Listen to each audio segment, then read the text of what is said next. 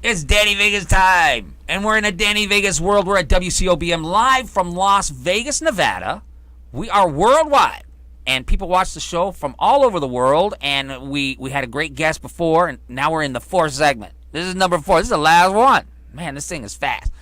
My friend, hey, this cat is so interesting. I'm sitting here memorized. Is that how I say it? Memorized? We are memorized by what my buddy does here. Thomas Stark. Like the guy in the movie, like Iron Man. You're like the guy in Iron Man. That's right. You know, every guy's got to have an angle with the chicks. Okay, so you're the guy from Iron Man. So, but Thomas Stark, he's a man of everything. He does not only does he does video games, right? Do some video games. Yes. But you're also a guy that digs the classics. We could honestly say these are the classics, right? We ain't talking about Monopoly here, okay? We're talking about games that were played like in the BC. Right. Like not BC like like on the Sunday Funnies. We're talking before Christ, man.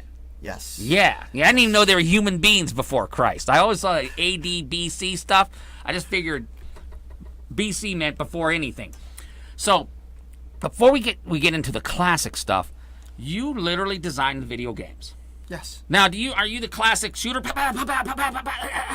or do you what is your genre? What is your expertise? Well, I come from slots, so I did a lot of slot development. Like slot machines. Yes, like slot machines. Okay. So I worked for Genesis Gaming Incorporated doing online video slots for about 3 years. Okay. So these were legal internationally. So you can play the slots at home with legal gambling and everything. Yes. Right. From the computer. I did not know that. Right. Wow. Now they have moved into development with iOS, so they can even play them from the tablets and the from phones and everything like that. All and that. you just put your money in something. There's just got to be all offshore stuff, right? You can't just, It's Bank of actually America doesn't have a casino account. Right. It's actually legal in about every country except for America, and they're working on that now. It's still in process, but that's a whole other company, a whole other thing I used to do. Okay, let's only want to spend any time on it because we got a billionaire that lives in this town, and if he doesn't want it, it don't happen. So right. Okay. So then I moved to IGT, right, making the electronic gaming machines. Right. So these were the big machines you see in all the casinos. Right. So I worked on those for quite a bit. Then I just decided I'm going to start developing some of my own stuff. Okay, now, these are more spiritual right. games. Okay. I see them that way. Right. They could also be logic games to just kind of think about things. And, brain teasers and stuff? Exactly. I think you're one of those guys that design these slot machines that you send one out of the factory, like, I'm going to give it a special code. I know it's at the Luxor. I'm going to go there and go... That's you, right? You got the secret code. Yes, and I'm very rich. Yes. Yes. Okay, so anyway, let's get into but when I think of video games, I think of some, loser cruiser sitting there, can't get a girl sitting there playing this stuff 50 hours a day. Is that what you develop? No. Okay. I develop games that are more about getting people to talk and communicate. Thus, these ancient games. Okay, let's get into the ancient games. Newer games. Now, you brought a couple cool things today. I was shocked.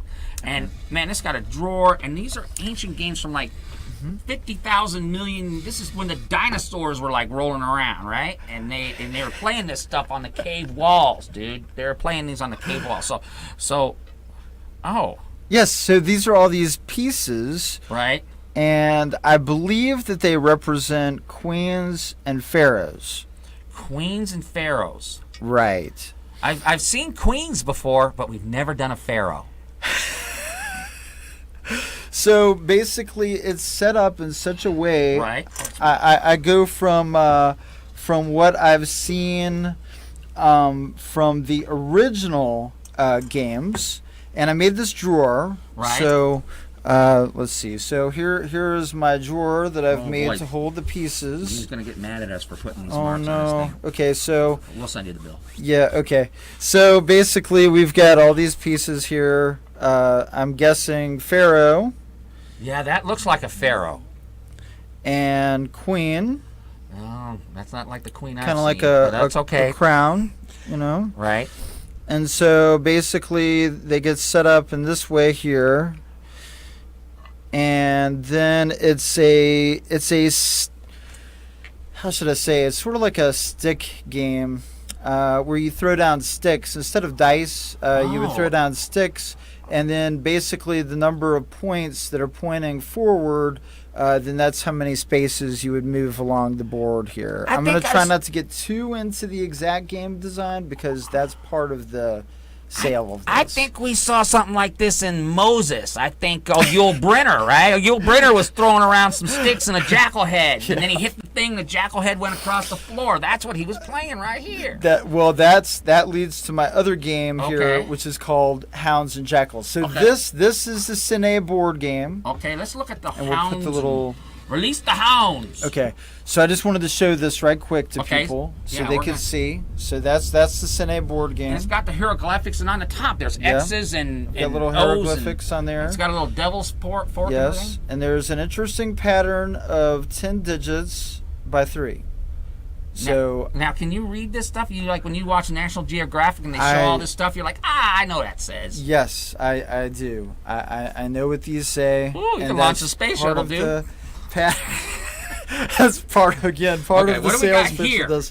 This looks like a cribbage board, dude. Yes, this is Hounds and Jackals. Okay. This is actually the very first dice game. Okay. So for people that like crabs or dice, this is it. This was in like 3,500 BC. 3,500 BC? Yes, 3,500 BC. So that's like 5,000 some odd years ago. Right, a long time ago. Wow, that's so long ago. I can't imagine. A long time ago. Okay. So basically with this, we have jackals here. So these are the jackals. And basically you would put 5 jackals up here, 5 hounds over here. This is a race game. And the idea is to get them all the way into these final pegs right here. So it's like Sorry. Remember that? It's like Sorry. This is like a race game. You're trying to go around. Again, there's chutes and ladders. There's a specific game design, but that comes with more stuff that I'm doing. These are prototypes. Okay. And I am hoping to incorporate some electronics very soon, which I'll show you one of my little electronics for the nightclub. Yeah. Now we were doing this in the green room, and I think this is a girl getter. I think you can get some girls with this guy. So I want you to think about it. So you put this on, and so this is a patch. It's an LED patch, and so, if you want to do a pirate kind of theme, you can put on the pirate attire, and you can be the pirate, whatever you want to do, just put on the patch and smile, and they all come to you. I think that's a girl. I used, back in the day, I used to get girls by cooking cool steaks at home, but I think that's an easier deal. So, or another thing is, what year is it? 2015. What year is it? Yeah, there you go. Well, I think we got the thing we got to do is, we got this hot girl in the corner. We want to get her attention, so we got to get a way we could go, and the little laser gets her right in the head or something. So I see. Yeah, and then she comes over and either hits you or loves you. Or loves you. It's a 50-50 deal. That's a good odds. Yeah. Hey, whatever, I like it. Whatever it takes. It takes. Hey, like I said, every guy's got to have an angle, man, and that's an angle. So now. So if you can get away with wearing one of those things in one of these top clubs in Vegas, hey, more power to you. Right. Yeah. So $15. $15. Right. $15. So anyway, so we only got a minute left, dude. I'm telling you, this is lickety split. This is very cool.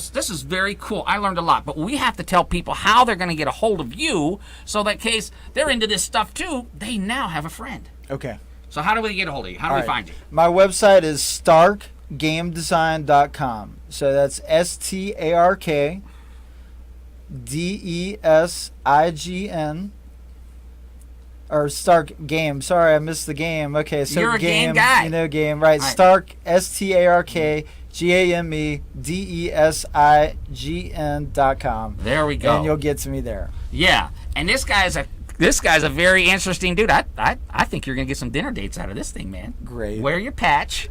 Bring this stuff. I'll show you how to cook the steaks. Guys, I'm telling you, I'm always trying to hook you up. This is Danny Vegas. We will see you next week on 702 Rock Show.